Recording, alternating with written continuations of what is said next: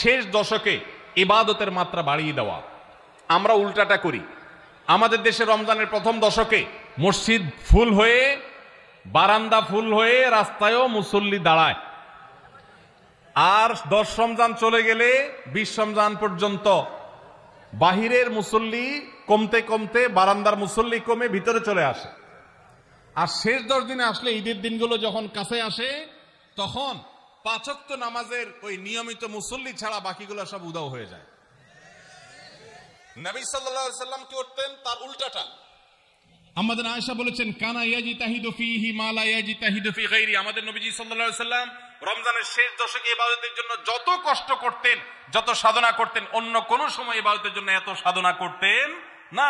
অথচ আমরা দেখা যায় শেষ দশক অবহেলা কাটাই। এই জন্য ভাইরা, শেষ দশকে ইবাদতের পরিমাণ আরো বাড়িয়ে দিতে হবে, আমলের পরিমাণ বাড়িয়ে দিতে হবে। এটাই আল্লাহ তাআলার নির্দেশনা। শেষ দশকে পরিবারকে ঘুম থেকে ডেকে তোলা, এটা আলাদা সুন্নাহ। নবী সাল্লাল্লাহু আলাইহি ওয়াসাল্লাম রমজানের শেষ দশক হলে কানা ইযা দাখালাল আশর আহইয়া লাইলা ওয়া আইকাযা আহলা, তিনি পরিবারকে ঘুম থেকে ডেকে তুলতেন এবং স্ত্রী সঙ্গ ত্যাগ করতেন। শেষ দশক কোমর বেঁধে ইবাদত করতেন। শেষ দশক পরিবারকে ঘুম থেকে ডেকে তোলা। নবীজি অন্য কোন সময় ঘুম থেকে ইবাদতের জন্য ডাকতেন না, নফল নামাজ যার ইচ্ছা সে পড়বে, যার ইচ্ছা পড়বে না। কিন্তু শেষ দশক এত বড় অফার, এত বড় সুযোগ, কারণ লাইলাতুল কদর শেষ দশকে আছে। এই জন্য এই দশকে ইবাদতের জন্য পরিবারকে তিনি ডেকে তুলতেন। তারা শুয়ে থাকুক, তিনি এটা সহ্য করতেন না। লাইলাতুল কদর অনুসন্ধান করা। রমজানের শেষ দশকের প্রত্যেকটা রাতে কিন্তু শবে কদর হতে পারে, বিশেষ করে বেজোড় রাতে 21, 23, 25, 27, 29 এই রাতগুলোতে লাইলাতুল কদর হওয়ার সম্ভাবনা অনেক জোরালো। সৌদি আরবের মানুষ তাদের বেজোড় রাতে তালাশ করবে, আমরা আমাদের বেজোড় রাতে তালাশ করব ইনশাআল্লাহ। নবীজি সাল্লাল্লাহু আলাইহি ওয়াসাল্লাম বলেছেন যে তাহাররাউ লাইলাতুল কদর ফিল বিতি মিনাল আশরিল আওয়াখির মিন রমাদান। রমজানের শেষ দশকের বেজোড় রাতগুলোতে তোমরা শবে কদর হতে পারে, সে আশা বেশি বেশি করে ইবাদত বন্দেগী করো। লাইলাতুল কদর ইবাদতকে আল্লাহ বলেছেন লাইলাতুল কদরি খায়রুম মিন আলফি শাহর, 1000 মাস, 1000 মাস ইবাদত করলে যে সওয়াব পাওয়া যাবে, লাইলাতুল কদরের এক রাতের ইবাদতের সওয়াব তার চাইতে বেশি হবে। সেই রাত কোনটা আল্লাহ নির্দিষ্ট করেন নাই। এজন্য শেষ দশকের প্রত্যেকটা রাতেই ইবাদত করার চেষ্টা করা, স্পেশালি বেজোড় রাতগুলোতে লাইলাতুল কদরের আশায় বিশেষ দোয়া পড়া। সেটা কি? আল্লাহুম্মা ইন্নাকা আফুউন তুহিব্বুল আফওয়া ফাআফু আন্নী। আল্লাহ আপনি ক্ষমাশীল, আপনি ক্ষমাকে ভালোবাসেন, অতএব আমাদেরকে ক্ষমা করে দিন। এটা রমজানের শেষ দশকের প্রত্যেক রাতে পড়বেন। যে রাতটা একটু শান্ত শিষ্ট, একটু শীতল, একটু বৃষ্টিভাব, একটু লাইলাতুল কদরের আবহ বোঝা যায়, সেই রাতকে লাইলাতুল কদর আশা করে, প্রত্যাশা করে বেশি বেশি দোয়া পড়বেন। আল্লাহুম্মা ইন্নাকা আফুউন তুহিব্বুল আফওয়া ফাআফু আন্নী। রমজানের শেষ দশকের কোন আমল আছে কিনা, কি কি আমল করতে পারি? রমজানের শেষ দশক হলো আমলের সবচেয়ে গুরুত্বপূর্ণ দশক। ভাইরা আমার, নবী করিম সাল্লাল্লাহু আলাইহি ওয়াসাল্লাম সম্পর্কে আমাদের আয়েশা বলেছেন, কানা ইয়াজিতাহিদু ফীহি মা লা ইয়াজিতাহিদু ফী গায়রি। রমজানের শেষ 10 দিনে আসলে নবী সাল্লাল্লাহু আলাইহি ওয়াসাল্লাম ইবাদতের জন্য এত চেষ্টা করতেন, এত মেহনত করতেন, এত সাধনা করতেন, তার জীবনে অন্য কোন সময় ইবাদতের জন্য এত সাধনা করতেন না, শেষ 10 দিন ইবাদতের জন্য যেরকম সাধনা করতেন।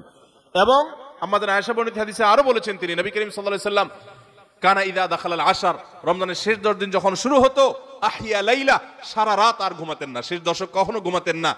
ওয়া আইকাযা আহলা, পরিবারের লোকদেরকে ঘুম থেকে ডেকে তুলতেন। ওয়া সাদ্দা মিযরা, কোমর বেঁধে নিতেন। এবং ইবাদতের জন্য সবচেয়ে বেশি মেহনত মুজাহাদা তিনি করতেন। ভাইরা আমার, রমজানের শেষ দশক হলো ইবাদতের সবচেয়ে গুরুত্বপূর্ণ সময়। আমাদের বেশিরভাগ মানুষ ঈদের কেনাকাটায় আমরা ব্যস্ত হয়ে পড়ে, শহরের মানুষ গ্রামে যাওয়া ব্যস্ত হয়ে পড়ে, গ্রামের মানুষ শহরের মানুষকে ওয়েলকাম করার জন্য ব্যস্ত হয়ে পড়ে। আমাদের শেষ দশকের ইবাদত হয় না। শেষ দশক ইবাদত করার চেষ্টা করবো তো ইনশাআল্লাহ। শেষ দশকের প্রধান ইবাদত হলো ইতিকাফ। শেষ দশকের প্রধান ইবাদত কি? ইতিকাফ। ইতিকাফ করার চেষ্টা করবেন। আমরা শেষের দিকে সেই ইতিকাফের কথা বলি, তখন আপনারা এটার ফজিলত বুঝেন না। নবী করিম সাল্লাল্লাহু আলাইহি ওয়াসাল্লাম রমজানের রোজা 3 হিজরিতে ফরজ হয়েছে, তার ওয়াফাত পর্যন্ত কোন বছর শেষ দশকের ইতিকাফ ছাড়েন নাই, মসজিদে ইতিকাফ করছেন। যুবকরা ইতিকাফ করবেন তো ইনশাআল্লাহ। 3টা ইবাদতের স্বাদ নগদ পাওয়া যায়, আমি কোরআন হাদিসের আলোকে আমার অভিজ্ঞতার মিশেলে আমি জানাচ্ছি। এর মধ্যে একটা হলো লম্বা সময় নিয়ে যদি সিজদা দিতে পারেন, বিশেষ করে তাহাজ্জুদে, তো দেখবেন এটার স্বাদ আপনি অনুভব করবেন। আর দ্বিতীয়টা হলো ইতিকাফ। ইতিকাফ রমজানের শেষ দশক যদি মসজিদে বসে যেতে পারেন, গাঁটটি বুসকারিয়ে, কিচ্ছু করতে পারেন না, শুধু বসে গেছেন মসজিদে 10টা দিন, আপনার ফিল হবে যে আপনি আল্লাহ তাআলার চৌকাঠে এসে পড়েছেন। ইতিকাফের মজা যারা একবার পায় তাদেরকে এটা থেকে দূরে সরা রাখা যায় না। আর 3 নম্বর হলো আরাফাতের ময়দানের দোয়া। এটাতে যে স্বাদ, এই 3টা স্বাদ যে পাইছে, সেই স্বাদগুলো কখনো আর ছাড়তে চায় না। আল্লাহ আমাদের সবাইকে ইতিকাফ করার তৌফিক নসিব করুন। রমজানের শেষ দশকে ইতিকাফ করবেন, বেজর রাতগুলোতে বেশি বেশি ইবাদত করবেন, অন্য রাতগুলোতে ইবাদত বন্দি বেশি বেশি করবেন, কোরআন তেলাওয়াত বেশি বেশি করবেন, কারণ এই দশকে লাইলাতুল কদরে কোরআন নাজিল হয়েছে। আর নফল নামাজ, অন্যান্য দান সাদেকাও বেশি বেশি করে করবেন। রমজানে নারীদের প্রচুর ব্যস্ততা থাকতে হয়, তাই নারীদের জন্য অধিক ফজিলতপূর্ণ কোনো আমল আছে কিনা? আমাদের মা বোনরা রমজানে অনেক বেশি ব্যস্ত হয়ে পড়েন। মা বোনরা রমজানে বেশি ব্যস্ত হয়ে পড়েন, সেজন্য তাদের ব্যস্ততা কমিয়ে আমল এবং ইবাদতের সুযোগ করে দেওয়ার দায়িত্ব আমাদের পুরুষদের। রমজান আসছে, সিয়াম বিরত থাকার জন্য পানাহার দিনের বেলা আল্লাহ তাআলা নিষেধ করে দিয়েছেন। আমরা এই পরিমাণ খানা খাই যে রমজানে আমাদের খানার চোটে মা বোনরা ইবাদত করতে চাইলেও করতে পারে না। দুপুর ৩টা-৪টা থেকে ইফতার বানানো শুরু হয় বেচারীদের। আমরা মাগরিবের সময় খাই, মাগরিবের পরেও তাদের কাজ করা লাগে। আমরা পরিকল্পনা করব এখন থেকে যে আমাদের ইফতারের আইটেমগুলো কমাবো এবং রমজানের আগে থেকে ঝামেলাগুলো সেরে ফেলবো, যাতে করে মহিলাদের বেশি একটা ইবাদত করতে বিঘ্ন সৃষ্টি না হয়। পুরুষরা সহযোগিতা করব যাতে করে তারা ইবাদত করতে পারেন। তবে তারা যে চেষ্টা করছেন রোজাদারের জন্য, সেটাও তাদের ইবাদতের সওয়াব এনে দিবে। সেই সাথে কাজের ফাঁকেও তারা জিকির আজকার, দোয়া দুরূদ করতে পারেন, মাসিক অবস্থায় ইসলামিক বই পড়তে পারেন, জিকির করতে পারেন, দোয়া করতে পারেন।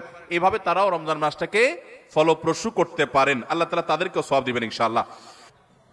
রাসূল করিম সাল্লাল্লাহু আলাইহি সাল্লাম রমজানের রোজা ফরজ হওয়ার পর থেকে নিয়ে তার মৃত্যু পর্যন্ত একটি বছরের জন্য রমজানের শেষ দশক মসজিদে ইতিকাফ করা ছাড়া ছিলেন না।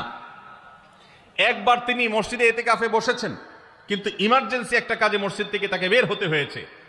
এই জন্য তিনি পরের বছর 20 দিন ইতিকাফ করেছেন। 10 দিন হলো ওই বছরের, আর 10 দিন হলো আগের বছরে যে ইতিকাফ ভেঙে ফেলেছেন সেটার ইতিকাফের কাজা।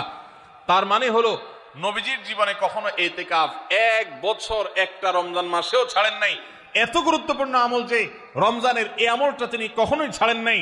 দুর্ভাগ্য আমাদের, এখানেও হয়তো বেশিরভাগ মুসলমান আমরা জীবনে একবারের জন্য রমজানের শেষ 10 দিন ইতিকাফ করি নাই। যে আমল নবীজি জীবনে কখনো ছাড়েন নাই সেটা আপনি জীবনে একবারও করেন নাই। এর চাইতে বড় হতভাগা উম্মত আর কি হতে পারে? ভাইরা আমার, 3টি আমলের নগদ তৃপ্তি আমি অন্তত অনুভব করি। আমি আমার সেই অভিজ্ঞতার আলোকে আপনাদের উদাত্ত আহ্বান করতে চাই, রমজানের শেষ দশকে আপনারা ইতিকাফ করুন। যে 3টি আমলের অবর্ণনীয় ভালো লাগা কাজ করে, অন্তর্জগতে প্রশান্তিতে পরিপূর্ণ হয়ে যায়, সেই 3টি ইবাদতের একটি হলো আরাফাতের ময়দানের দোয়া। এটার সাথে কোনো কিছুর কম্পেয়ার হয় না। অবর্ণনীয় তৃপ্তি লাগে আরাফাতের ময়দানে দোয়া করতে। দ্বিতীয় হলো সিজদায় গিয়ে চোখের পানি ফেলে আল্লাহর কাছে দোয়া করতে অসম্ভব ভালো লাগা কাজ করে। ভোর রাতে দোয়াতেও একই স্বাদ পাওয়া যায়।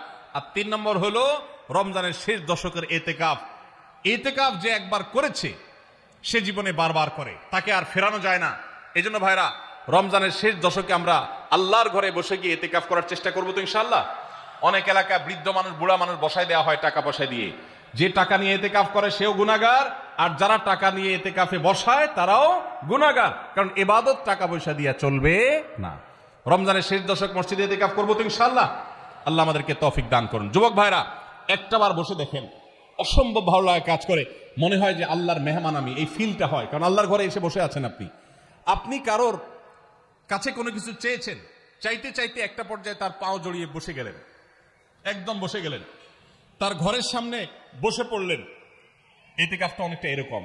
রমজানের প্রথম 20 দিন আল্লাহর কাছে হাত দিয়ে দোয়া করলাম, আর শেষ 10 দিন একদম মসজিদে গাট্টি বসকা নিয়ে পড়ে গেলাম। ব্যাপারটা হলো কারো পায়ে ধরে পড়ে যাওয়ার মতো। আশা করা যায় ইতিকাফকারীকে আল্লাহ তাআলা ক্ষমা না করে মসজিদ থেকে ফেরাবেন না। এই জন্য ইতিকাফ করার চেষ্টা করবো তো ইনশাআল্লাহ।